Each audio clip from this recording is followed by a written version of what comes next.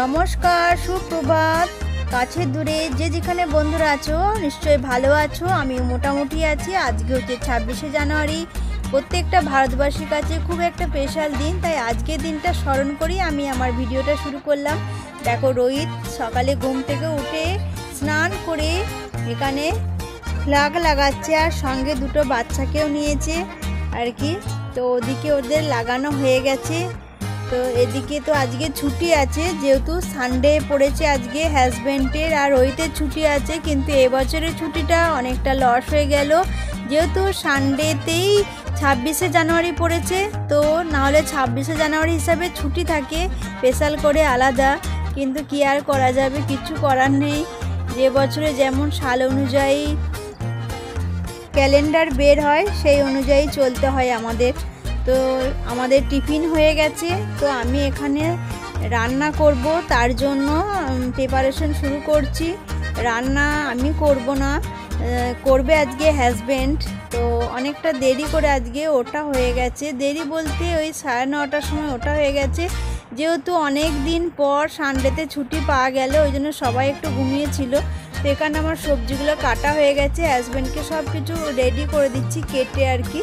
তো আমার পা এখনও ঠিক হয়নি, তাই আমি ভালো করে বসে আমি সবজি কাটা বলো খাওয়া কোনো কিছু করতে পারি না, এইভাবেই পা মেলে করতে হয়। জানি না কবে পা আমার ঠিক হবে, এই নিয়ে মনটা একটু খারাপ হয়ে আছে আর কি। আজকে ছুটির দিনে বড়মশাই চলে এসছে রান্নাঘরে বিরিয়ানি করার জন্য, আর আজকে কোনো চিকেন বিরিয়ানি এসব হবে না, যেহেতু ভেজ বিরিয়ানি হচ্ছে। ভেজ বলতে এই যে সব জিনিসগুলো ভেজে নিয়েছে, এখানে পনির ভেজে নিয়েছে, এখানে আলু ভেজে নিয়েছে, আর এখানে ফুলকপি আর বিনস ভেজে নিয়েছে। কিন্তু ওই যে ছেলেরা ভুলে যায়, হাতের কাছে সমস্ত কিছু জিনিস রেডি করে নিয়েছে, তবুও ভুলে গেছে। দেখো, গাজরটা কেটে রেখে দিয়েছি, গাজরটাই ভাজতে ভুলে গেছে। তো আবার একটা জায়গায় গাজরটা আমি ভেজে দিয়ে আর কি করবো। ও তো মশলাটাই তৈরি করছে এখানে, আর ওই যে মশলাটা এখানে তৈরি করছে। তো আজকে বললো চলো আমি বিরিয়ানিটা করে দিই। বিরিয়ানি আমিও করি, ও করে। তোমরা তো সবাই জানো এখানে যেহেতু আর কেউ নেই, তাই আমার যখন খেতে ভালো লাগে না তখন আমার বড়মশাই রান্না করে খাওয়ায়, আর আমার বড়মশাইকে আমি রান্না করে খাওয়াই, তাই না? এরকম না করলে তো হবে না। হ্যাঁ, বাইরে থেকে তো কিনে এনে খাওয়াই যেতে পারে, কিন্তু তবুও বাড়ির খাবার একটা টেস্টই আলাদা, তাই না? তো এখনো কেউ স্নান করিনি। আমি এই যে বড়মশাই যখন রান্না করছে তখন আমি বাকি কাজগুলো সেরে নেব। আর আজকে যেহেতু 26শে জানুয়ারি, তো ছুটিটা লস হয়ে গেল। আর একটা দিন ছুটি পাওয়া গেলে খুব ভালো হতো, তাই তো? তবু আনন্দ আছে। হ্যাঁ, সেইটা। কিন্তু সামনে বছরে ছুটিগুলো ভালো পাওয়া গেছিল, একটাও লস হয়নি, ছুটিগুলো সব ঠিকঠাক ছিল। তো চলো আমি ততক্ষণ আমার কাজগুলো করে নিই, আর বড়মশাই থেকে রান্নাটা কমপ্লিট করে নিই। আর আমার যেহেতু পা এখনো সম্পূর্ণ ঠিক হয়নি, কাজ করতে টাইম লাগছে আর কি, যে কাজটাই করছি, যেহেতু পাটা সম্পূর্ণ ফেলতে পারছি না, একটা একটা করে, মানে ধীরে ধীরে ফেলতে হচ্ছে, তো ওই জন্য কোনো কিছু কাজ করতে গেলে অনেকটা টাইম লেগে যাচ্ছে। তো চলো ঘর মোছা, বাসন ধোয়া, কাপড় কাচা সবগুলো আমি করে নিই, তারপরে তোমাদের সামনে আসছি। আর রোহিত করে বসে পড়াশোনা করছে। তো রোহিতের স্নান করা হয়ে গেছে, যেহেতু ও প্লাগ লাগিয়েছে, তো স্নান করে জামা কাপড় পরে, আগে বাইরেতে লাগিয়েছিলে দেখলে, তো আমরা পরে স্নান করবো। তো চলো পরে আসছি। রান্না করো মন দিয়ে, হ্যাঁ, যেন টেস্টি হয়। তো মশলাটা পুরো হয়ে গেছে, আর আলুগুলো যেহেতু ভেজে রেখেছিল, তো হালকা একটু সেদ্ধ করলেই হয়ে যাবে। আর ভেজ বিরিয়ানিতে তো টাইম লাগে না, এটাও দিয়ে দেবে। ভেজে নিয়েছে একদম বিনস আর ফুলকপি, তেলে একদম ভাজা হয়ে গেছে। এটা ফেলবে তো এখন? একটু পরে, আলুটা একটু সেদ্ধ হয়ে যাবে। ও, এখন একটু ঢাকা দিয়ে দেবে? নুন দিয়েছ? নুন দিয়েছি, ঢাকা দিয়ে দেবে। আচ্ছা, তাহলে একটু সেদ্ধ হোক। আর ভেজ বিরিয়ানি আমরা এই ফার্স্ট টাইম করছি না, চিকেন বিরিয়ানি হয়, না হলে না। তো ওটা মশলা দেখছো, আমরা একটু মশলা বিরিয়ানি ভালোবাসি, তাই না বলো? একটু মশলা না হলে বেশ ভালো লাগে না। লঙ্কা গুঁড়ো সামান্য দিয়েছি, বেশি দিইনি। লঙ্কা গুঁড়ো খাওয়া তো খারাপ বেশি। ছোটুয়া পড়াই করো, লিখো লিখো লিখো, আরে লিখো ছোটুয়া। আমার আর হাজব্যান্ডের স্নান করা হয়ে গেছে, তো এখন আমরা সবাই মিলে খেতে বসে পড়েছি আর কি। তো এখন কিন্তু ঘড়িতে 2:30 বেজে গেছে। তো দেখো 3 জনের জন্য রেডি করে নিয়েছি। স্যালাড বলতে শসা, গাজর আর দই নিয়েছি। আর দই সবাই বললো অল্প করে নেব, তাই আমি অল্প বাটিতেই নিয়ে এসেছি। আর এখানে এখনও অনেকটা রয়ে গেছে বিরিয়ানি, একবারে এখানে রেখে দিয়েছি, সবাই যদি নেয় তখন নিয়ে নেওয়া হবে। আর শসা আর কি ছিল না বলে নেওয়া হয়নি। তো বিরিয়ানিটা খেতে ভীষণ ভালো হয়েছিল, পনির বিরিয়ানিটা। আর আমার ছেলে যেহেতু চিকেন অত পছন্দ করে না, পনিরই পছন্দ করে, ও তো আজকে ভীষণ খুশি, পনিরটা বেশি ভালোবাসে। তো এখানে হাজব্যান্ডকেও দিয়ে দিলাম, আমিও নিয়ে নিলাম, আর রোহিতকেও দিয়েছিলাম। আর এই যে দই দিয়ে খাচ্ছিলাম, তো দইয়ের সাথে রায়তা বানাতে পারতাম, কিন্তু সবাই বললো না রায়তা আর বানাতে হবে না, এইভাবেই খাবো। তাই সবাই একটু করে দই আর স্যালাড নিয়ে নিচ্ছে। আর ভীষণ খেতে ভালো হয়েছিল। বাড়ির বানানো বিরিয়ানি তো টেস্টি হবে, বাইরে আমরা বেশিরভাগ পনির ভাজি না এত, কিন্তু এবারে আমার পনিরটা বেশি ভেজে খেতে মন গেল। তো পনিরটা খুব সফট হয়েছিল, এত নরম হয়েছিল। আর আমার ভেজে এইভাবে খেতে ভীষণ ভালো লাগছিলো, ওই জন্য বরকে বলেছিলাম ভালো করে ভাজবে আর কি। তো কালারটা দেখো কত সুন্দর হয়েছে না।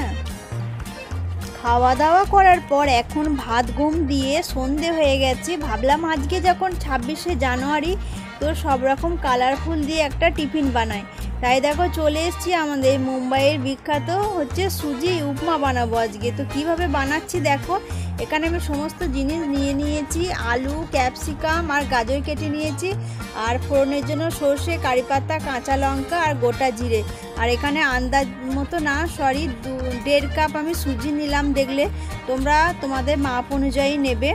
আর দেখো কড়াইয়ে সাদা তেল গরম করতে দিয়ে দেওয়া হয়েছিল, হয়ে গেছে। এরপর আমি সমস্ত ফোড়নের জিনিসগুলো কড়াইয়ের মধ্যে দিয়ে দিলাম, এরপর নাড়াচাড়া করতে হবে। তো নাড়াচাড়া হয়ে যাওয়ার পর কেটে রাখা আলুগুলো আমি দিয়ে দেবো ওই তেলের মধ্যে। তো এটা দিয়েও ভালো করে নাড়াচাড়া করতে হবে। আর এই উপমার আর কি মেন নিয়ে হচ্ছে কারি পাতা আর সর্ষে অবশ্যই দিতে হবে, না হলে সেই সেন্টটা আসবে না আর কি। তুমি চাইলে গোটা জিরে নাও দিতে পারো, কিন্তু সর্ষে কারি পাতা অবশ্যই দিতে হবে। তো আলুটা দেখো খুব সুন্দর করে নেড়ে চেড়ে একটু ভেজে নিয়েছি যাতে কাঁচা না থাকে। তারপরে আমি কিন্তু ওই কুচিয়ে রাখা গাজরটা দিয়ে দিলাম। তো গাজরের সাথে আলুটাও আমি সুন্দরভাবে ভেজে নেব একটু। তারপরে ভাজা হয়ে যাওয়ার পর আমি কেটে রাখা ক্যাপসিকাম কুচিগুলোও দেখো দিয়ে দিলাম সুন্দর করে। তো এটাও এরপর ভালো করে নাড়াচাড়া করে নিচ্ছি আমি। আর একটু ভালো করে ভেজে নিলে জিনিসটাও খেতে ভালো হয়। সঙ্গে সঙ্গে যদি ঢেকে দাও না, তাহলে গলে যাবে, অতটা ভাজা ভাব থাকবে না। তো খুবই কম উপকরণ দিয়ে জিনিসটা তৈরি হচ্ছে, তোমরা দেখো। আর সামান্য নুন দিলাম, নুন দিয়ে আমার যেহেতু আগে ভাজা হয়ে গেছে, তাই আমি এরপর নুনটা দিলাম, সামান্য দিলাম, পরে আবার নুন দেব। তো নুন দেওয়ার পর এরপর আমি নাড়াচাড়া করে নেওয়ার পরে কুচিয়ে রাখা কাঁচা লঙ্কাগুলো দিয়ে দিলাম। আর তোমরা নিজেদের মতো ঝাল দেবে আর কি, কাঁচা লঙ্কা যারা যতটুকু ঝাল খেতে পছন্দ করো একটু বেশিও দিতে পারো। তো এরপরে আমি একটা ঢাকা দিয়ে দিলাম একটু হালকা সেদ্ধ হওয়ার জন্য। আর এখানে দেখো ঘি ব্যবহার করব, আমাদের এখানে এই ঘিটা পাওয়া যায়, তো এটাই ব্যবহার করছি। আর বাড়ির ঘি হলে তো বেশি সেন্ট হয়। তো ঢাকন খুলে দিয়েছি। এরপরে দেখো আলুটা সেদ্ধ হয়ে গেছে, সেই সঙ্গে সবগুলাও একটু নরম হয়ে গেছে। এরপর আমি মাপ করে রাখা সুজিটা এর মধ্যে ঢেলে দিলাম। তো এই সুজিটা না ভাজলেও চলবে, এইভাবে কাঁচায় দিয়ে এই সব কিছুর সাথে ভালো করে নেড়েচেড়ে করে এখনই একবার ভেজে নিতে হবে। দেখো আমি এরকমভাবে নাড়াচাড়া করছি, তো সুজিটা না ভাজা হয়ে যাবে। তো এইভাবেই নাড়াচাড়া করবে তোমরা। সুজিগুলোর সাথে সব কিছু জিনিস মিক্স হয়ে গেছে আর ভাজাও হয়ে গেছে। তো আমি আবার আন্দাজ মতো নুন দিয়ে দিলাম, যেহেতু আগেও নুন দিয়েছিলাম তাই অল্প একটু নুন দিলাম।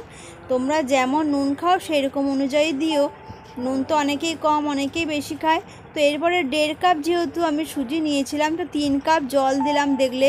তো জলটা ঠিক এইরকম দিতে হবে, নাহলে তলায় লেগে যাবে। আর জলটা এমন দিতে হবে যেন ঢাকন খোলার পর জলটা একদম সমান টেনে নেয় আর ঝুরো ঝুরো হবে জিনিসটা আর কি। এরপর আমি 5 মিনিটের জন্য ঢেকে দিলাম। তো 5 মিনিট হয়ে যাওয়ার পর দেখো আমি ঢাকন খুলে দিয়েছি, দেখো জলটাও টেনে নিয়েছে আর ঠিক জিনিসটা এইভাবে ঝুরো ঝুরো হয়েছে। তো সুন্দর করে আমি আবার একবার নাড়াচাড়া করে নেব। দেখো একটুও তলায় লেগেও যায়নি আর গলেও যায়নি। তো ঠিক এইভাবেই ঝুড়ো ঝুড়ো হবে। তো সব শেষে আমি 2 চামচ ঘি দিয়ে দিলাম, আর ঘিটা কিন্তু অবশ্যই দিতে হবে, খেতে সুন্দর লাগবে।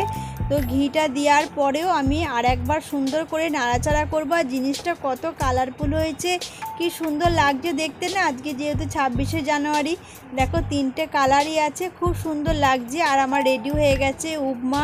তোমরা চাইলে এইভাবে বাড়িতে বানিয়ে খেয়েও, আর টিফিনের জন্য খুবই ভালো, সকালেও খেতে পারো আর চাইলে বিকেলেও টিফিনের জন্য খেতে পারো। খুব কম উপকরণ দিয়ে আর খুব সহজেই তৈরি হয়ে গেল এখানে মুম্বাইয়ের মারাঠি স্টাইলে আর কি উপমা।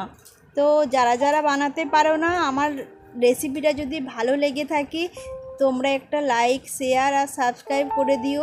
আর যারা আমার নতুন বন্ধু আছো, এখন পর্যন্ত চ্যানেলটা সাবস্ক্রাইব করনি, তারা সাবস্ক্রাইব করে দিয়ে পাশে থাকার বেল আই বাটনটা দাবালেই আমার সমস্ত নোটিফিকেশান তোমাদের কাছে চলে যাবে। আর আমার সমস্ত বন্ধুদেরকে অনেক ভালোবাসা জানিয়ে আজকের ভিডিওটা এখানেই শেষ করি।